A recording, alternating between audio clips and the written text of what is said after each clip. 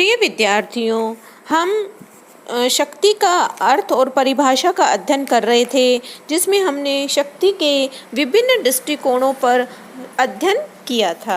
आज हम देखते हैं कि शक्ति के कौन कौन से स्रोत हैं, सोर्सेस ऑफ पावर। व्यक्ति अथवा समूह को शक्ति किसी एक अथवा अनेक स्रोतों से प्राप्त होती है और इस दृष्टि से शक्ति के स्रोत कई होते हैं, जिनमें से कुछ स्रोतों का हम उल्लेख कर रहे हैं। सबसे पहले जो शक्ति की जो सब स्रोत उभर कर सामने आता है वह है ज्ञान। देखिए, अंग्रेजी में एक कहावत है, नॉलेज इज पावर, है ना। ज्ञान ही शक्ति है। तो शक्ति का जो प्रथम स्रोत ज्ञान है।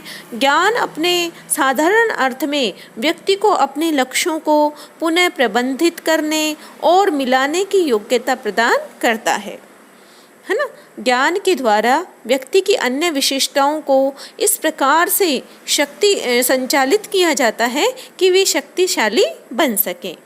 व्यक्ति का नेतृत्व का गुण है, उसकी इच्छा शक्ति है, उसकी सहन शक्ति है, अपने आप को अभिव्यक्त करने की शक्ति है, आदि विभिन्न तत्व शक्ति के महत्वपूर्ण पहलू हैं। इन सब तत्वों में से किसी भी एक तत्व की कमी शक्ति के समस्त रूप को अकार्यकुशल बना सकती है और उसे पूरी तरह नष्ट कर सकती है ना। फिर है दूसरा है प्राप्तियां। प्राप्तियां से मतलब है कि ज्ञान और शक्ति का आंतरिक स्रोत माना जाता है, तो प्राप्तियां एवं उपलब्धियों को शक्ति का बाहरी स्रोत माना जाता है। यहाँ प्राप्तियों एवं उपलब्धियों का साधारण अर्थ है संपत्ति एवं अन्य आर्थिक प्राप्तियाँ, है ना। जैसे किसी के पास पैसा है तो वो कहता है कि शक्तिशाली वाला पैसे वाला है तो वो शक्तिशाली है। भौतिक साधनों में वृद्धि है तो उसको भी शक्तिशाली माना जाता है। पद का है कि किस पद पे है उसे भी शक्तिशाली माना जाता है ना। सामाजिक राजनीतिक सम्मान की प्राप्ति है, तो ये सब चीज़ें जो हैं प्राप्तियों के अंतर्गत आती हैं। और किसी भी राज व्यवस्था को अपने को संबंधित क्षेत्र में जो भौतिक सफलताएं मिलती हैं वे ही उसको प्राप्तियां या उपलब्धियां होती हैं। इससे राज व्यवस्था की शक्ति में वृद्धि होती है।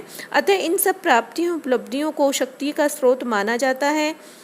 व्यक्ति समूह अथवा राज व्यवस्था के प्रसंग में यह प्राप्तियां उपलब्धियां शक्ति का स्रोत है।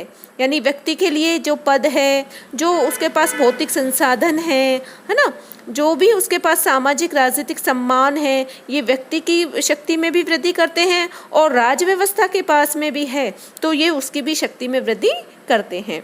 इन प्राप्तियों एवं उपलब्धियों के द्वारा अन्य के आचरण को प्रभावित करने के लिए ज्ञान आदि साधन की जरूरत होती है।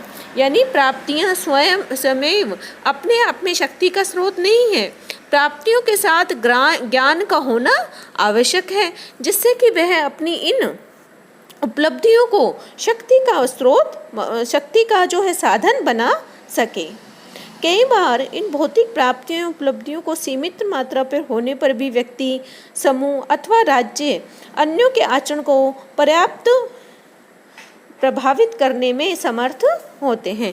यानी किसी के पास पैसा नहीं है, संपत्ति नहीं है, पद नहीं है, फिर भी वह उसके व्यवहार को प्रभावित कर सकता है। कैसे कर सकता है? अपने ज्ञान के द्वारा, अपने नेतृत्व कौशल के द्वारा। तो इस तरह से ज्ञान प्राप्तियाँ, ये जो प्राप्तियाँ हैं, उपलब्धियाँ हैं, इनमें ज्ञान के द्वारा ही ये शक्ति का साधन बन पाती हैं।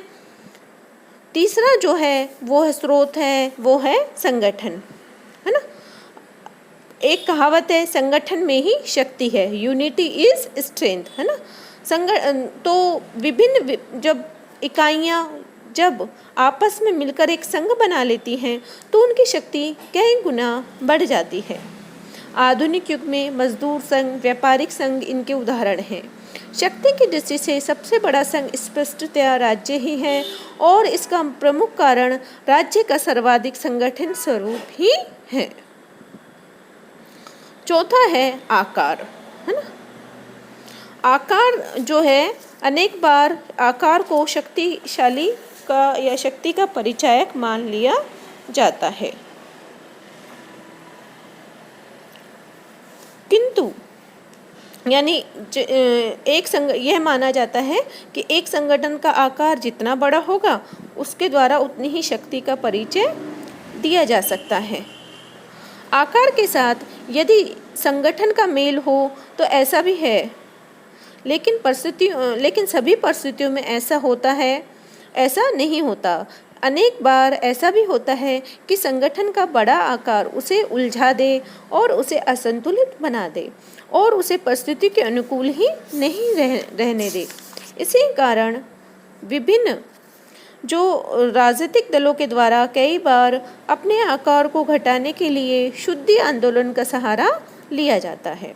तो शक्ति के स्रोतों के आधार पर विश्वास का भी पर्याप्त महत्व है। तलवार की शक्ति भी अंतिम रूप से विश्वास पर ही आधारित होती है। शक्ति का एक स्रोत सत्ता भी है ना। शक्ति की महानता इस बात से निर्धारित की जाती है कि वह मानव मस्तिष्क पर प्रभाव डालने में कितनी सक्षम है। मैकाइवर ने शक्ति के इन विभिन्न तत्वों का वर्णन करने के बाद कहा है कि शक्ति की कार्यकुशलता उन विभिन्न परिस्थितियों के द्वारा बढ़ती या कम होती है जिनके अधीन उसे कार्य करना होता है।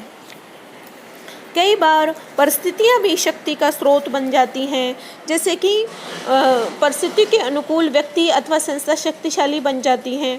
परिस्थितियों के कारण ही चीन में माओ से तुंग तथा कम्युनिस्ट पार्टी को शक्ति प्राप्त हुई और वर्तमान समय में सोवियत संघ के विघटन से उत्पन्न परिस्थितियों ने ही संयुक्त राज्य अमेरिका की शक्ति में वृद्धि कर दी है। तो बाहरी परिस्थितियों के कारण भी कई बार व्यक्ति या संस्था या राज्य की शक्ति में वृद्धि हो जाती है।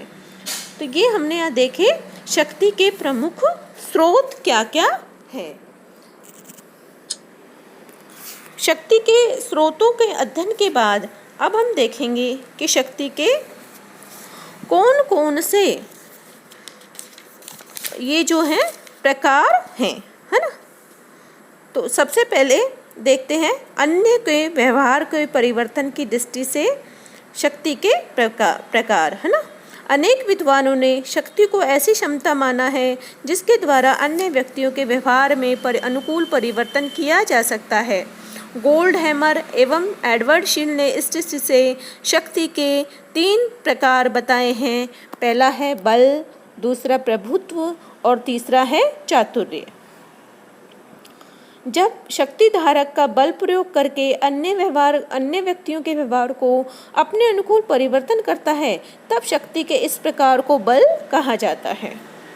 दूसरा प्रभुत्व, जब कोई शक्ति धारक आदेश की शक्ति के द्वारा अन्यों के व्यवहार में अपने अनुकूल परिवर्तन करता है तो उसे प्रभुत्व के द्वारा परिवर्तित व्यवहार कहा जाता है। तीसरा चातुर्य, है ना। जब शक्ति धारक स्पष्ट रूप से अपनी इच्छा प्रकट नहीं करता अपितु युक्ति एवं छल के द्वारा अन्यों के व्यवहार को अपने अनुकूल करता है तब शक्ति के इस प्रकार को चातुर्य कहते हैं। दूसरा जो भेद जो शक्ति के प्रकारों का बताया जाता है वो है औचित्य और अनौचित्य के आधार पर, और इसके सबसे बड़े प्रतिपादक रहे हैं वो हैं मैक्स वेबर। उन्होंने औचित्यपूर्ण शक्ति के 3 प्रकार बताए हैं, वैधानिक, परंपरागत और करिश्मावादी। यानी जब शक्ति धारक शक्ति का प्रयोग वैधानिक ढंग से करता है तो इसे औचित्यपूर्ण शक्ति का वैधानिक प्रकार कहा जाता है। दूसरा है परंपरागत, जब शक्ति धारक शक्ति का प्रयोग मान्य परंपरा के अनुसार करता है तो इसे औचित्यपूर्ण शक्ति का परंपरागत प्रकार कहा जाता है। और तीसरा है करिश्मावादी, जब शक्ति धारक के व्यक्तित्व एवं गुणों में उसके अधीनस्थों का अटूट विश्वास एवं श्रद्धा होती है और शक्ति धारक इस स्थिति का लाभ उठाते हुए शक्ति का प्रयोग करता है तो इसे औचित्यपूर्ण शक्ति का करिश्मावादी प्रकार कहते हैं।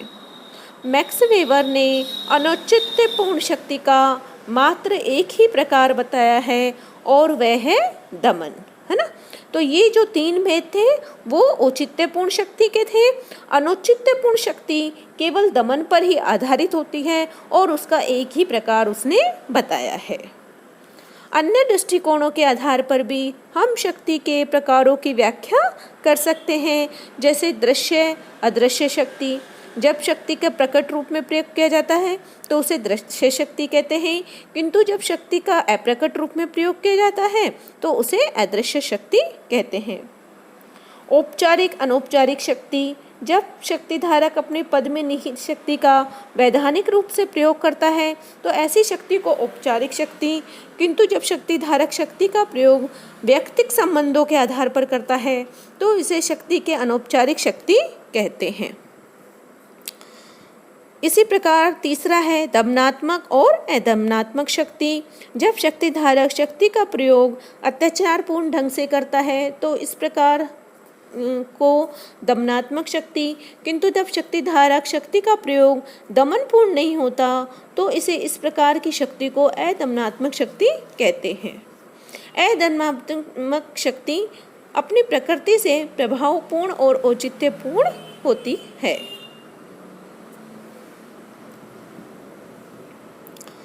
चौथा है संभाव्य शक्ति और वास्तविक शक्ति। जब शक्ति धारक अपनी शक्ति का प्रयोग करने की क्षमता रखता हो किंतु उसका प्रयोग नहीं करता तो उसे इस प्रकार की शक्ति को संभाव्य शक्ति, और जब शक्ति धारक जिस शक्ति का प्रयोग व्यवहार में करता है उसे वास्तविक शक्ति कहते हैं। पांचवा है एक पक्षीय, द्विपक्षीय और बहुपक्षीय शक्ति। जब शक्ति का प्रयोग एक पक्ष के द्वारा किया जाता है तो इसे एक पक्षीय शक्ति, जब दो पक्षों के द्वारा किया जाता है तो इसे द्विपक्षीय शक्ति, किंतु जब शक्ति का प्रयोग अनेक पक्षों के द्वारा किया जाता है तो इसे बहुपक्षीय शक्ति कहते हैं। छठा है प्रादेशिक, राष्ट्रीय एवं अंतर्राष्ट्रीय शक्ति। शक्ति जिस भूक्षेत्र में निवास करती है और क्रियाशील होती है उस भूक्षेत्र के आकार के आधार पर शक्ति के तीन प्रमुख प्रकार हो स्वीकार किए जाते हैं: प्रादेशिक, राष्ट्रीय और अंतर्राष्ट्रीय शक्ति, है ना। जब शक्ति प्रादेशिक स्तर पर विस्तृत होती है तो प्रादेशिक शक्ति, राष्ट्रीय स्तर तक विस्तृत होती है तो राष्ट्रीय, और अंतर्राष्ट्रीय स्तर पर विस्तृत होती है तो उसे अंतर्राष्ट्रीय शक्ति कहा जाता है। निम्न, मध्यम और महाशक्ति, है ना। जैसे राष्ट्र भी हम देखते हैं, निम्न राष्ट्र, मध्यम शक्ति के राष्ट्र और महाशक्तिशाली राष्ट्र, है ना। तो इसी प्रकारों की कल्पना राज्यों की तुलनात्मक शक्ति के रूप में की गई है। तो इस प्रकार आज हमने शक्ति के विभिन्न स्रोतों का अध्ययन किया और इसके विभिन्न प्रकार कौन कौन से हो सकते हैं इनका बारे में विस्तृत जानकारी प्राप्त की। धन्यवाद।